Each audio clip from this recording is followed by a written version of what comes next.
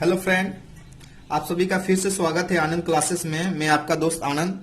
दोस्त, last class में हम बताए थे, उसमें मेरा जो वीडियो अपलोड किए थे उसमें कुछ टेक्निकल प्रॉब्लम आ गया था, जिस कारण से जो लास्ट का पोर्शन था 5 से 7 मिनट, उसमें जो आवाज चल रहा था वो पीछे चल रहा था। आज दोबारा मैं उस पोर्शन को बता रहा हूं कि अगर किसी भी समीकरण योग जिसका हल अद्वितीय, यूनिक एवं आलेख प्रतिच्छेदी हो तो एक्स अक्ष में त्रिभुज का क्षेत्रफल और वाई अक्ष में त्रिभुज का क्षेत्रफल क्या होगा? दोनों बराबर होगा। मतलब कहने का मतलब है कि मान के चलिए एक आलेख हम लोग बना रहे हैं, ठीक है। ये एक्स अक्ष है, ये एक्स डैश अक्ष है, ये वाई अक्ष है, ये वाई डैश अक्ष है। इधर जितना वैल्यू आता है पॉजिटिव आता है, इधर जितना आता है नेगेटिव आता है। तो मान के चलिए यहां एक पॉइंट है, इस पॉइंट को इधर से एक समीकरण और इधर से एक समीकरण, दोनों क्या कर रहा है ना, आपस में इस पॉइंट पे प्रतिच्छेद कर रहा है। उसका निर्देशांक मान के चलिए एक्स और वाई है। तो ये वाई अक्ष के सापेक्ष जो त्रिभुज बना है और जो एक्स अक्ष के सापेक्ष त्रिभुज बना है, दोनों का एरिया क्या होगा? दोनों का बराबर होगा। और अब यहां थोड़ा सा ध्यान दीजिए, अगर एरिया बराबर होगा तो अगर एक्स अक्ष के सापेक्ष अगर हम लोग इसका हाइट निकालेंगे कि इसका हाइट क्या होगा, ऊंचाई क्या होगा, तो देखिए इसका जो आधार है, आधार से इसका शीर्ष का, इस ट्रायंगल का शीर्ष का जो डिस्टेंस होगा उसी को हाइट बोलेंगे। तो इस ट्रायंगल के लिए यहां से यहां का डिस्टेंस को क्या बोलेंगे? वाई बोलेंगे। यानी बोल सकते हैं कि एक्स अक्ष का हाइट क्या होगा? यहां पर y हो जाएगा। उसी तरह इस ट्रायंगल में जो y अक्ष के सापेक्ष बना है, इसके लिए हाइट क्या हो जाएगा? तो y अक्ष का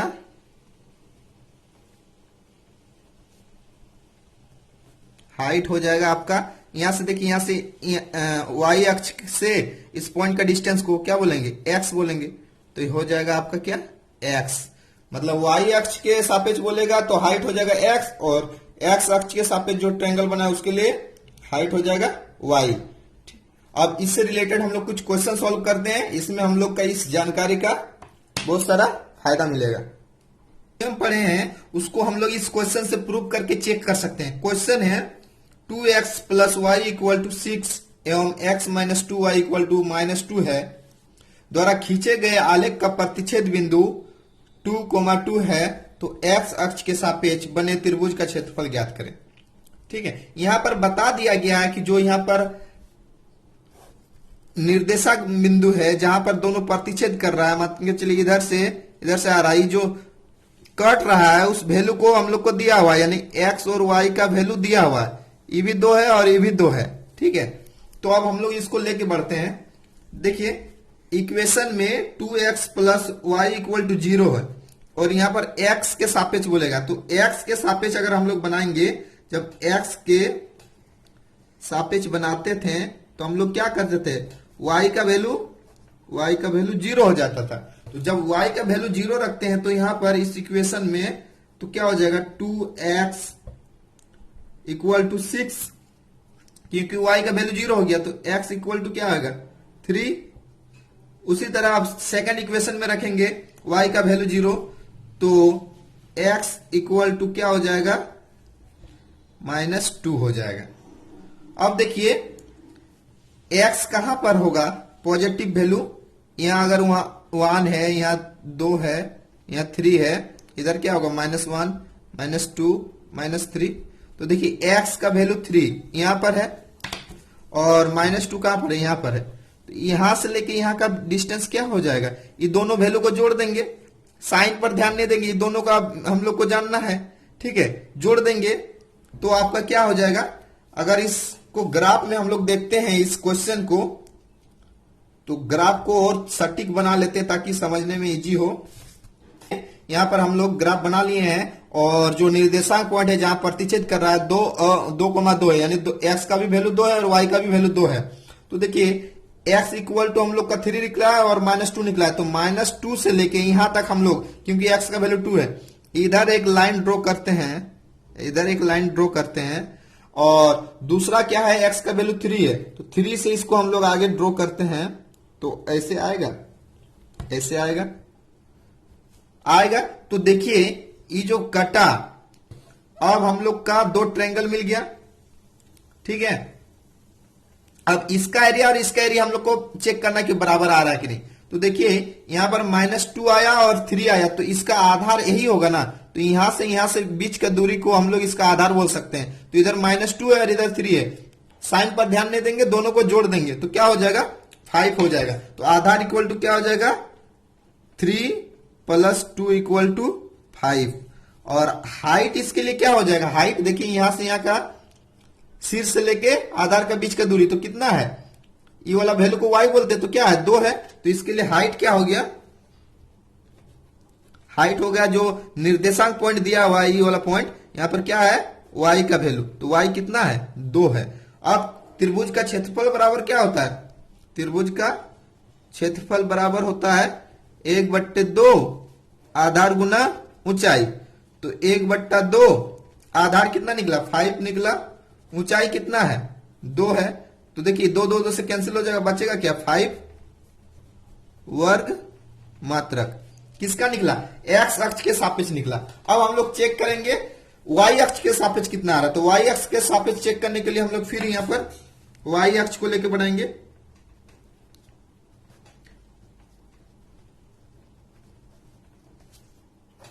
जब y अक्ष के सापेक्ष बोलेंगे तो x का वैल्यू क्या हो जाता था, 0 हो जाता था। अब x का वैल्यू 0 रखते हैं इस इक्वेशन में, तो y का वैल्यू क्या आ जाएगा, y का वैल्यू 6 आ जाएगा। दूसरा इक्वेशन में x का वैल्यू 0 रखते हैं तो -2y = -2 हो जाएगा। तो y = क्या आ जाएगा 2। अब देखिए इस क्वेश्चन में x अक्ष में क्या था, दोनों अलग अलग तल में आया था। x का वैल्यू नेगेटिव आया था एक, और एक पॉजिटिव आया था। इसमें दोनों पॉजिटिव आया, यानी दोनों एक ही तल में है। तो दोनों एक ही तल में कहां कहां हो सकता है, सॉरी y का वैल्यू 1 होगा, यहां पर हम 2 बोल दिए, 1 होगा क्योंकि दोनों कैंसिल हो जाएगा। तो देखिए y का वैल्यू 1 यहां पर है, यहां पर इस पॉइंट में, और y का वैल्यू 6 कहां पर है, यहां पर कहीं होगा। यहां से लेके यहां का बीच का दूरी इसके लिए क्या हो जाएगा, आधार हो जाएगा। तो ये दोनों को आधार निकालने के लिए क्या हो जाएगा, सेम अक्ष में है, सेम तल में है, तो क्या होगा 6 - y 1 = 5। अब आधार निकल गया तो क्षेत्रफल बराबर क्या बोले थे, 1/2 आधार गुने ऊंचाई। तो रख दीजिए इसको, y अक्ष में एरिया निकल जाएगा, त्रिभुज का क्षेत्रफल 1/2 आधार कितना निकला 5, और y अक्ष के लिए हाइट क्या हो जाएगा, y अक्ष के लिए तो x हो जाएगा, यानी x का वैल्यू, तो x का वैल्यू कितना है 2 है। तो फिर इसमें 2 2 कट जाएगा तो क्या आएगा 5 वर्ग मात्रक। देखिए दोनों में 5 वर्ग मात्रक आया, यानी प्रूव हो गया। क्वेश्चन है √2x + √3y = 0 एवं √3x + √2y = 0 हो तो x और y का वैल्यू निकालिए।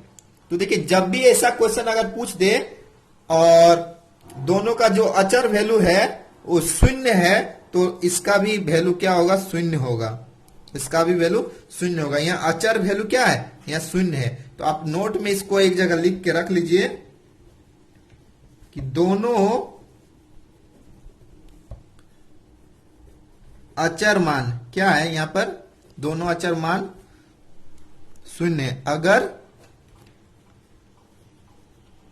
0 यानी 0 हो तो x भी 0 होगा और y भी 0 होगा। तो इसके लिए यही आंसर होगा।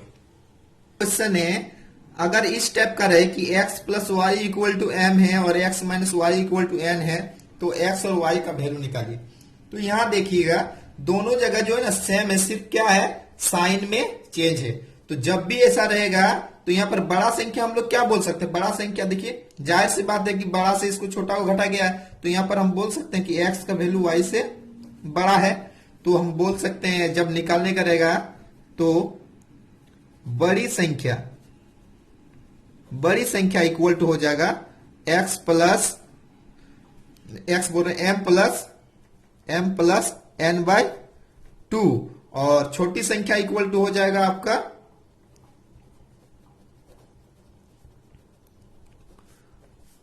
इसमें देखिए x का वैल्यू बड़ा है और y का छोटा है, तो जाहिर सी बात है जिसमें प्लस किए दोनों का वैल्यू उसी का वैल्यू बड़ा होगा और जिसमें घटा है उसका छोटा होगा, तो m का वैल्यू यहाँ बड़ा हो जाएगा, तो m माइनस एन बाय 2 छोटी संख्या के लिए। अब इससे रिलेटेड कुछ क्वेश्चन बनाते हैं और समझ में आ जाएगा। क्वेश्चन है दो संख्या का योग 24 है और दो संख्याओं का अंतर 8 है, तो बड़ी संख्या और छोटी संख्या निकालना है। तो इस फॉर्मूला के अनुसार हम लोग रख देंगे, तो बड़ी संख्या क्या हो जाएगा, बड़ी संख्या के अनुसार ये दोनों को जोड़ देंगे, तो 24 और 8 जोड़ेंगे तो कितना होगा, 32 हो जाएगा। 32 को 2 से डिवाइड कर देंगे तो कितना आएगा, 16। और छोटी संख्या बराबर क्या हो जाएगा,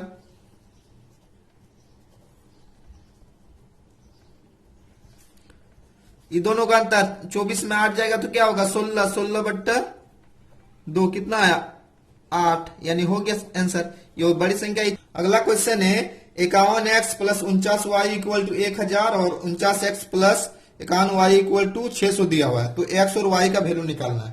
ठीक, तो यहां देखिए थोड़ा सा इसका x का वैल्यू इसका y के वैल्यू के बराबर है और इसका x का वैल्यू इसका y के बराबर है।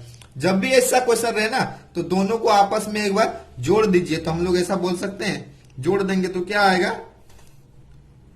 100x plus 100y equal to 1600 आएगा। इसको हल्का सा और सॉल्व करेंगे, इधर 100 है इधर 100 है, 100 से काट देंगे तो क्या बचेगा, x plus y equal to 16 बचेगा। इसको मान के चलिए इक्वेशन 1। अब जो दिया हुआ है उसको भूल के चलिए, इसको इक्वेशन 1 मान लेते हैं। अब देखिए दोनों का अगर डिफरेंस करते हैं तो हम लोग बोल सकते हैं दोनों इक्वेशन को डिफरेंस करने के बाद ऐसा आएगा, 2x minus 2y equal to 400 आएगा। अब ये दोनों से कॉमन ले लेंगे तो क्या बचेगा, x minus y equal to 200 बचेगा। अब इसको इक्वेशन 2 मान लेते हैं। अब देखिए इक्वेशन 1 और इक्वेशन 2, अभी जो हम लोग बड़ी संख्या छोटी संख्या का फॉर्मूला पढ़ रहे थे, x plus Y equal to M और x minus Y equal to N, उस फॉर्म में आ गया। और यहाँ देखिए x से y को घटाया गया, यानी श्योर है कि x का वैल्यू बड़ा होगा। तो यहाँ पर क्या होगा, x का वैल्यू अगर बड़ा है, x का वैल्यू बड़ा है, x ग्रेटर देन y है, तो बड़ी संख्या इक्वल टू हम लोग क्या बोले थे, बड़ी संख्या equal to x equal to क्या हो जाएगा, ये दोनों को जोड़ देंगे समीकरण 1 और समीकरण 2 का m यानी m प्लस n को, तो 216 हो जाएगा। तो 216 डिवाइडेड बाई 2, तो 216 डिवाइडेड बाई 2 कितना आएगा, 108 आ जाएगा। y इक्वल टू क्या होगा, दोनों घटाए थे तो m किसको माने थे, जिसमें पॉजिटिव था, तो m क्या हो जाएगा, 16 माइनस n क्या है, n आपका 200, तो 200 यहां घटा देंगे और डिवाइडेड बाय 2 कर देंगे। इससे भी बना सकते थे या फिर x का वैल्यू यहां रख देते तो भी बन जाता। ठीक है, तो यहां पर आप सॉल्व कीजिए तो क्या आ जाएगा आपका, 10 में 6 जाएगा तो 4, 9 में 1 जाएगा तो 8 बट्टा 1, 184 बट्टा 2, तो इसको सॉल्व करेंगे तो क्या आ जाएगा, माइनस 92। तो वैल्यू क्या है, 108 और माइनस 92। बुक में चैप्टर 3.2 में एक क्वेश्चन दिया हुआ है, कक्षा 10 के 10 विद्यार्थियों ने एक गणित की पहली प्रतियोगिता में भाग लिया। यदि लड़कियों की संख्या लड़कों की संख्या से 4 अधिक हो तो प्रतियोगिता में भाग लिए गए लड़कों की और लड़कियों की संख्या ज्ञात कीजिए। ठीक, तो ये क्वेश्चन देखने से बहुत बड़ा लग रहा है लेकिन बहुत इजी वे में बन सकता है। देखिए हम आपको पहले भी बताए हुए हैं, का के की जिसके साथ लगा रहेगा उसको x मानना है, तो हम लोग लड़का की संख्या को x मानते हैं। देखिए लड़कों की बोला है तो का के की लड़का में लगा है, यानी बॉय को हम लोग x मान लिए। ठीक है, और क्या बोला है, लड़कियों की संख्या यानी गर्ल्स की संख्या क्या है आपका, 4 अधिक है, यानी x से 4 अधिक होगा। ठीक है, अब देखिए साथ में इस क्वेश्चन में क्या आ रहा है, इस क्वेश्चन के अनुसार आपका आ रहा है कि दोनों मैंने लड़का लड़की को मिला के कितना है टोटल 10 है, यानी बोल सकते हैं बॉय प्लस गर्ल्स का संख्या कितना है 10 है। ठीक है, अब इस क्वेश्चन को अगर हम लोग सॉल्व करेंगे इसको, तो गर्ल्स को हम लोग जी मान लेते हैं, तो जी और एक्स किसका है बी का है, बॉय का है, तो इधर आ जाएगा बी इक्वल टू 4 होगा, हो जाएगा। अब देखिए इस इक्वेशन में आप आइए, यहां पर इक्वेशन 2 मान लीजिए, इसको इक्वेशन 1 मान लीजिए। यहां भी बॉय और गर्ल है और यहां भी बॉय और गर्ल है। इस इक्वेशन को हम लोग ऐसा भी लिख सकते हैं ना, G plus B equal to 10। देखिए M plus X plus Y equal to M और X minus Y equal to N वाला फॉर्म में आ गया। अब देखिए यहां पर हम लोग बोल सकते हैं, जाहिर सी बात है कि जी क्या है ग्रेटर देन बी है, तो बड़ी संख्या कौन है यहाँ जी है, तो गर्ल्स का संख्या इक्वल टू हम लोग क्या बोले थे, बड़ी संख्या इक्वल टू क्या हो जाएगा, दोनों को जोड़ के 2 से डिवाइड कर देंगे, तो क्या आ जाएगा 14 में 2 जाएगा तो 7, और बॉयज का संख्या क्या हो जाएगा, दोनों का अंतर हो जाएगा, यानी 10 माइनस 4 बाई 2, तो क्या हो जाएगा आपका 6 बाई 2 इक्वल टू 3। आगे आपका बॉयज का संख्या कितना आया 3 और गर्ल्स का 7 आया। क्वेश्चन है एनसीईआरटी बुक में 3.3 में 5 वर्ष बाद जेकब की आयु उसके पुत्र की आयु से 3 गुनी हो जाएगी। 5 वर्ष पूर्व जेकब की आयु उसके पुत्र की आयु से 7 गुनी थी, तो उनकी वर्तमान आयु क्या होगा। फिर इस क्वेश्चन में देखिए का के की किसके साथ लगा, यानी उसके पुत्र की आयु से, का के की किसका लगा पुत्र के साथ, तो पुत्र की आयु को हम लोग क्या मानेंगे एक्स मान लेंगे। पुत्र की आयु को, पुत्र की वर्तमान आयु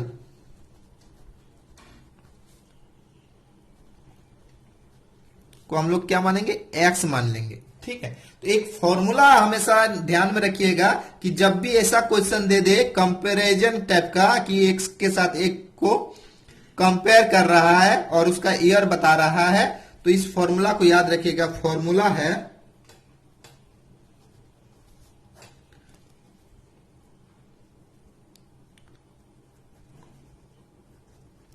वर्तमान आयु, वर्तमान आयु इक्वल टू जो टाइम दिया रहेगा, जैसे ईयर्स दिया हुआ है उसको हम लोग T1 मान लेते हैं पहला ईयर्स को, दूसरा जो वैल्यू दिया रहेगा जितना गुना है उसको x मान लेते हैं, उससे 1 घटा देंगे, प्लस दूसरा टाइम दिया रहेगा उसको T2 मान लेंगे, और दूसरा कितना गुना है वो दिया रहेगा उसको हम लोग y मान लेते हैं, उसमें 1 घटा देंगे, डिवाइड कर देंगे किससे ना, जो गुना है वो गुना का अंतर से, गुना का अंतर x माइनस वाई भी हो सकता है या फिर y माइनस एक्स भी हो सकता है।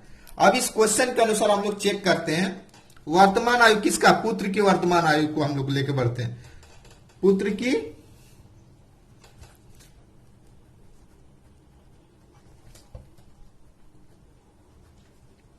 T1 यहां पर क्या है 5 ईयर्स से, 5 वर्ष बोला है, तो इसको हम लोग क्या बोलेंगे 5। x कितना गुना हो जाएगा, देखिए 5 वर्ष बाद जेकब की आयु उसके पुत्र की आयु से 3 गुनी हो जाएगी, तो जितना गुना हो जाएगा उसको हम लोग यहां पर रखेंगे, उसमें 1 घटा देंगे, प्लस T2 देखिए दूसरा फिर 5 वर्ष बाद बोला है, ठीक है, तो यहाँ 5 हो जाएगा। इसमें क्या हो जा रहा है, कितना गुना हो जा रहा है 7 गुना हो जा रहा है, यानी 7 माइनस 1 करेंगे। अभी दोनों का डिफरेंस बोले थे, तो बड़ा कौन है 7, 7 से 3 घटा देंगे। देखिए इसको सॉल्व करते हैं तो यहाँ क्या हो जाएगा 10 हो जाएगा, क्योंकि 3 में से 1 जाएगा तो 2 और 5 दूनी 10, और इसको सॉल्व करेंगे तो यहाँ 6 5 30 डिवाइडेड बाय क्या हो जाएगा 4, तो यहाँ सॉल्व करेंगे तो क्या आएगा, देखिए 40 में 4 जाएगा, 4 से डिवाइड करेंगे 40 को तो आ जाएगा 10 वर्ष किसका आया, पुत्र का वर्तमान आयु 10 हो गया, और तो उसका जो कंडीशन दिया हुआ है उसमें क्या बोला 5 वर्ष बाद कोई एक कंडीशन को लेके बना देंगे, तो 5 वर्ष बाद इसका पुत्र का आयु क्या हो जाएगा, 5 वर्ष बाद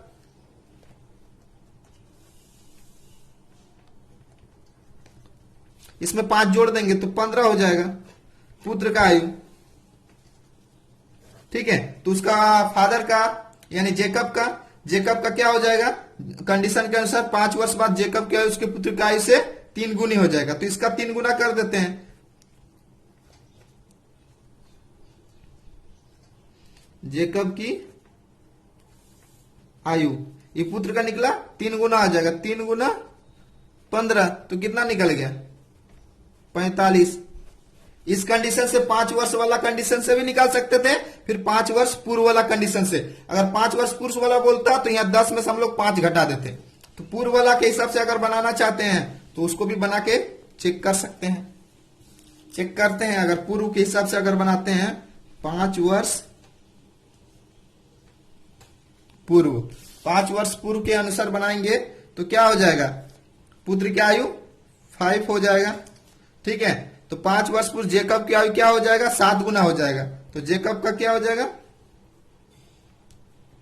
7 गुना, तो कितना हो जाएगा 7 पचे 35 हो गया।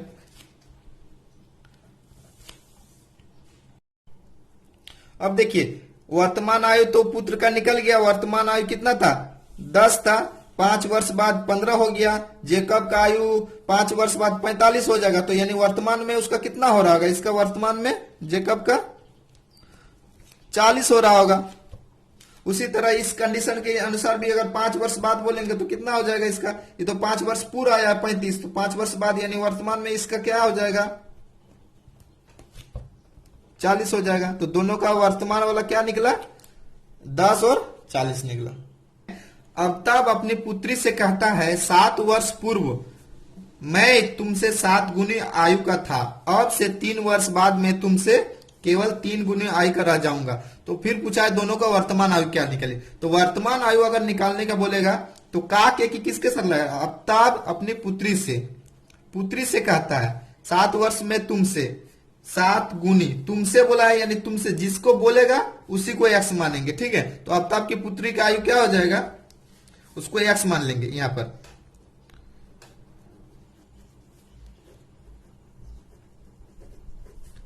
जो हम बताए थे क्या था formula, T1 x1 minus 1 plus T2 y1 minus 1 divided by x minus y या फिर y माइनस एक्स। तो यहां पर देखिए T1 क्या है 7 वर्ष पूर्व यानी 7। अब देखिए दोनों का जो गुना में अंतर था, यहाँ 7 गुना था, यहाँ पर 3 गुना था दोनों का। अब देखें 7 में से 1 घटा देंगे तो क्या हो जाएगा 6 हो जाएगा, शॉर्टकट मारते हैं। अब T2 अब से 3 वर्ष बाद यानी 3, और कितना गुना रह जाएगा देखिए 3 वर्ष बाद कितना 3 गुना, 3 में से 1 घटा देंगे तो 2 डिवाइडेड बाय, देखिए अब गुना में अंतर क्या हो रहा है, इधर 7 था इधर 3 था, तो क्या हो जाएगा अंतर 4 हो जाएगा। इसको सॉल्व कीजिए, 7 चक 42 प्लस 3 दूनी के 6 डिवाइडेड बाय 4, तो 48/4, तो कट जाएगा कितना बार में 12 बार में, यानी 12 वर्ष किसका निकला, पुत्री का वर्तमान आयु निकला। तो 7 वर्ष पूर्व का कंडीशन से लेके अगर हम लोग बनाते हैं सॉल्व करते हैं पहला कंडीशन के अनुसार, तो 7 वर्ष पूर्व क्या हो जाएगा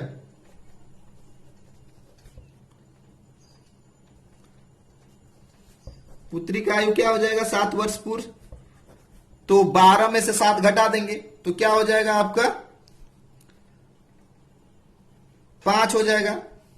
ये किसका निकला पुत्री का, और उसका अब तक का क्या हो जाएगा 7 वर्ष पूर्व, कंडीशन में दिया है देखिए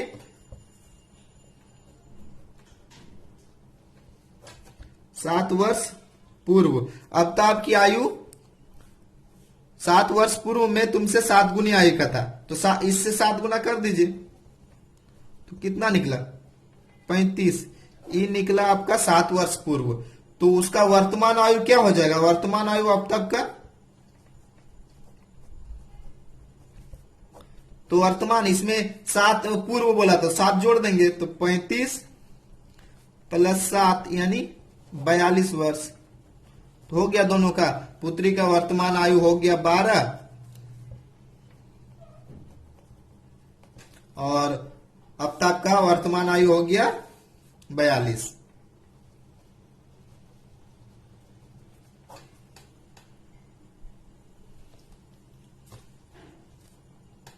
ने दो अंकों की एक संख्या एवं उसके अंकों को पलटने पर बनी संख्या का योग 66 है। यदि संख्या के अंकों का अंतर 2 है तो संख्याएं ज्ञात कीजिए और ऐसी कितनी संख्याएं हो सकती है। तो हमेशा ऐसा क्वेश्चन पर क्या ध्यान देना है ना, इस चीज को हमेशा याद रखिएगा। ट्रिक में अंतर जो बोलेगा ना, अंतर, तो अंतर पर ध्यान देंगे। अंतर को ध्यान दे।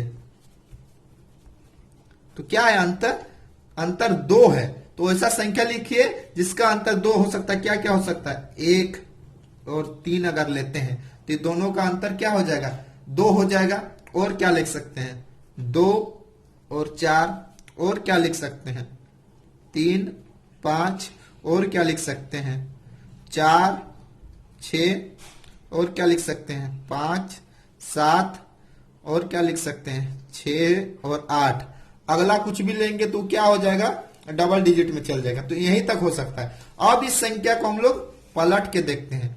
तो 13 को पलटेंगे तो क्या हो जाएगा? 31, 24 को 42, 35 को 53, इसको पलटेंगे तो 64, इसको पलटेंगे तो 75, इसको पलटेंगे तो 86।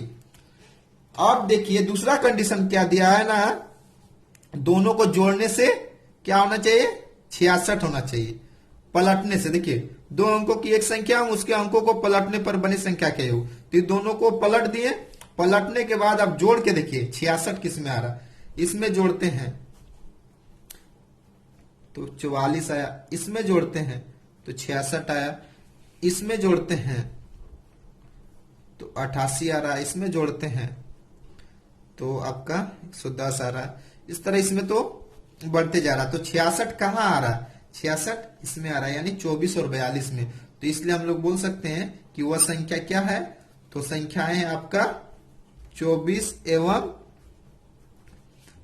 42। और क्वेश्चन है, दो अंकों की संख्या के अंकों का योग 9 है, इसका 9 गुना संख्या के अंकों को पलटने से बनी संख्या का 2 गुना है। ठीक है, तो मैंने बोला 2 अंकों की संख्या और उसका योग क्या होना चाहिए? 9 होना चाहिए। तो 2 अंकों की संख्या हम लोग लेते हैं 1 और 8, दोनों को जोड़ेंगे तो 9 हो जाएगा। दूसरा क्या हो सकता है? 2, 7। तीसरा क्या हो सकता है? 3, 6, 4, 5। इसको पलटने, इसको जोड़ने से क्या होगा? 9 होगा। अब बोल रहा है ना इसका 9 गुना, यानी जो इस संख्या है इसका 9 गुना, इसको पलटने से जो संख्या बनेगा ना इसका 2 गुना से बराबर होना चाहिए। तो चेक कीजिए कि बराबर हो रहा है क्या? 8 9 72, हाथ में रहा 7, तो कितना हो जाएगा? 9 और 7 162। इसको करेंगे तो 2 1 2, 8 दूनी के 16। देखिए इसका बराबर हो गया, यानी बोल सकते हैं कि वह संख्या क्या है? वह संख्या 18 है।